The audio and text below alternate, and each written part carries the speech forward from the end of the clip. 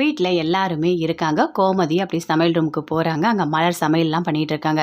என்னம்மா இது இவ்வளோ பண்ணணுமா அப்படின்னு சொல்லிட்டு, நான் உனக்கு ஏதாவது ஹெல்ப் பண்ணட்டுமா, காய் ஏதாவது நான் வெட்டி கொடுக்கட்டுமா அப்படின்னு கேட்குறாங்க. ஐயோ எனக்கு அதெல்லாம் ஒன்றும் வேணாம், நானே பண்ணிப்பேன், எனக்கு அதெல்லாம் பழக்கம் இருக்குது அப்படின்னு சொல்லிட்டு மலர் சொல்கிறாங்க.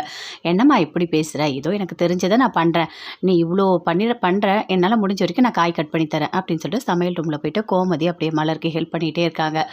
அங்கேருந்து அப்படியே எல்லாருமே பார்க்குறாங்க. இங்கே என்ன பண்ணிகிட்ருக்கீங்க அப்படின்னு சொல்லிட்டு அங்கேருந்து மீனாவோட அவங்களோட சொந்தக்காரங்க வந்து கேட்குறாங்க.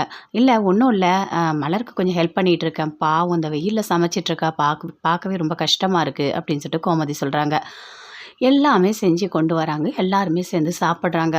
அப்பா இவ்வளோ டிஷ்ஷஸா, இது எப்போவுமே எங்கள் வீட்டில் இப்படி தாம்மா நடக்கும், இதில் எந்த மாற்றமும் இல்லை அப்படின்னு சொல்லிட்டு அவங்க அத்தை சொல்லிகிட்ருக்காங்க, மீனாவோட அத்தை. எல்லாருமே அப்படியே பார்க்குறாங்க.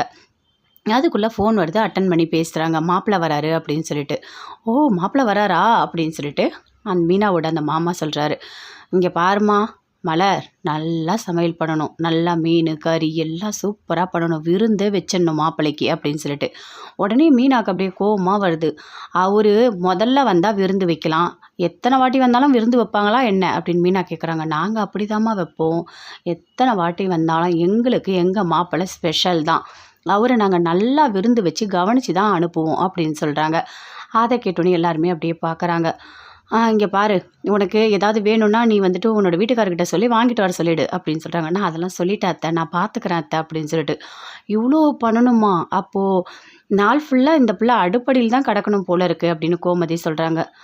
அதுக்கு என்ன பண்ணுறது, எல்லாம் வாய்க்கு ருசியாக சமைச்சு சாப்பிட்டு தானே ஆகணும் அப்படின்னு சொல்லிட்டு அவங்க அத்தை சொல்லிகிட்ருக்காங்க. சரி டைம் ஆகுது, நான் கிளம்புறேன் அப்படின்னு சொல்லிட்டு மீனா போகிறாங்க.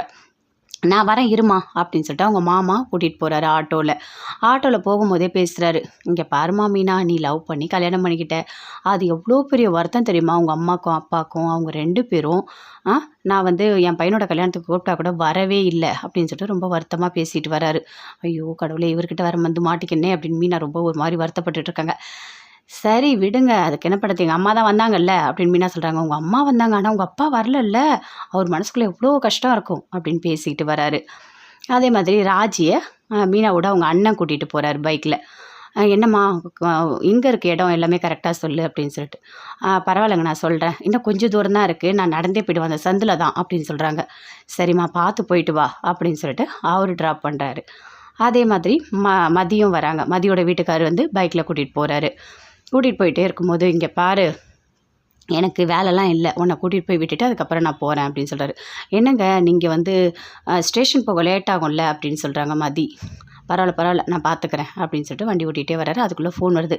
இங்கே பாருங்கள் சீக்கிரமாக வரணும் நீங்கள் ஸ்டேஷனுக்கு அப்படின்னு சொல்லிட்டு மதி வந்து அப்படி இறக்கி விடுறாரு. இங்கே பாரு மதி, நான் வேணும்னு பண்ணலை, நான்லாம் யாரையும் விட்டு ஃபோன் பண்ண சொல்லலை, அவங்களே தான் கூப்பிடுறாங்க, நீ ஏதாவது ஆட்டோ புக் பண்ணு அப்படின்னு சொல்கிறாரு. ஆட்டோ புக் பண்ணால் ஆட்டோ புக் ஆகவே இல்லை. ஆட்டோ புக் ஆனோடனே 100 ரூபானா 200 கேட்குறாங்க. ஐயோ வேண்டாம் நான் கேன்சல் பண்ண மாட்டேன், நீங்களே கேன்சல் பண்ணுங்கள் அப்படின்னு மதி சொல்கிறாங்க. ஆட்டோக்காரன் 200 கேட்குறான், எக்ஸ்ட்ரா கேட்குறான் அப்படின்னு சொல்கிறாங்க. அதுக்குள்ளே அவங்க வீட்டுக்காரே ஒரு ஆட்டோவை பிடிச்சி 100 பேசி அங்கேருந்து மதியை அனுப்பி வைக்கிறாரு.